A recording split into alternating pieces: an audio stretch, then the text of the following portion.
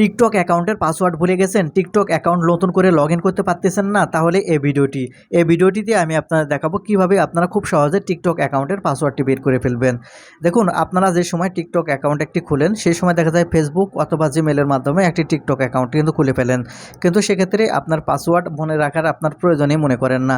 কিন্তু যখনই আপনি একটা টিকটক অ্যাকাউন্ট নতুন করে আবার লগ ইন করতে যান, দেখা যায় আপনার টিকটক অ্যাকাউন্টে পাসওয়ার্ড না জানার কারণে কিন্তু সেই শখের টিকটক অ্যাকাউন্টটি আর আপনারা ওপেন করতে পারেন না।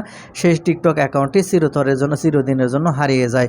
কিন্তু এই ভিডিওটিতে আমি এমন একটি প্রসেস দেখাবো যার মাধ্যমে কিন্তু আপনার এই যে হারিয়ে যাওয়া টিকটক অ্যাকাউন্টের পাসওয়ার্ড কিন্তু আপনি বের করে ফেলতে পারবেন।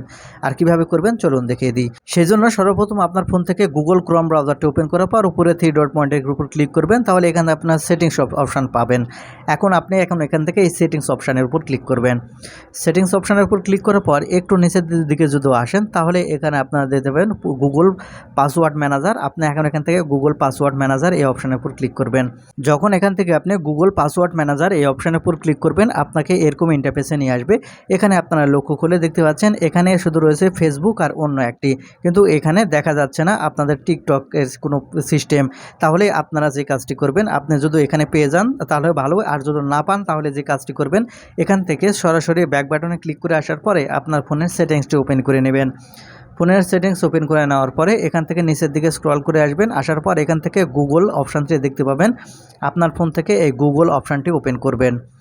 যখন এখান থেকে গুগল অপশানটি ওপেন করবেন, আপনাকে এরকম ইন্টারফেসে নিয়ে আসবে। আপনার ফোনে মাল্টিপল মানে একাধিক জিমেল অ্যাকাউন্ট থাকতে পারে। সেক্ষেত্রে আপনি যে কাজটি করবেন, এখান থেকে এই অ্যারো কে চিহ্নতে ক্লিক করবেন, কারণ আপনার বিভিন্ন জিমেল অ্যাকাউন্টে এটা কিন্তু পাসওয়ার্ডটি সেভ হয়ে থাকতে পারে। সেজন্য যেই অ্যাকাউন্টে গুগল অ্যাকাউন্টে পাসওয়ার্ড সেভ হয়ে আছে আপনার মনে করেন, সেই অ্যাকাউন্টটি এখান থেকে সিলেক্ট করে নেবেন। যখন সেই অ্যাকাউন্টটি এখান থেকে আপনি সিলেক্ট করবেন, সিলেক্ট করা হয়ে গেলে আপনাকে আবারও এরকম ইন্টারফেসে নিয়ে আসবে।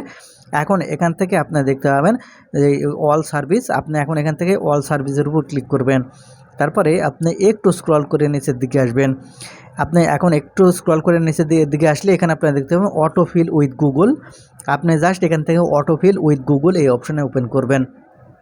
এই অপশান ওপেন করলে এখানে আপনার পাসওয়ার্ড ম্যানেজার নামের একটি অপশান দেখতে পাবেন। আপনি এখন এখান থেকে পাসওয়ার্ড ম্যানেজার এই অপশানটি ওপেন করবেন। আমি এখান থেকে পাসওয়ার্ড ম্যানেজার এই অপশানটি ওপেন করে নিচ্ছি।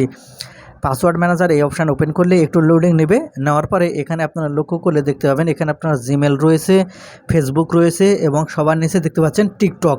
এখন আপনাকে যে কাজটি করতে হবে, এখান থেকে যে টিকটক লাইট দেখতে পাচ্ছেন বা টিকটক দেখতে পাচ্ছেন, এখানে দেখতে পাচ্ছেন দুটি পাসওয়ার্ড সেভ করা আছে। এখন এখান থেকে এই টিকটকটি ওপেন করবেন।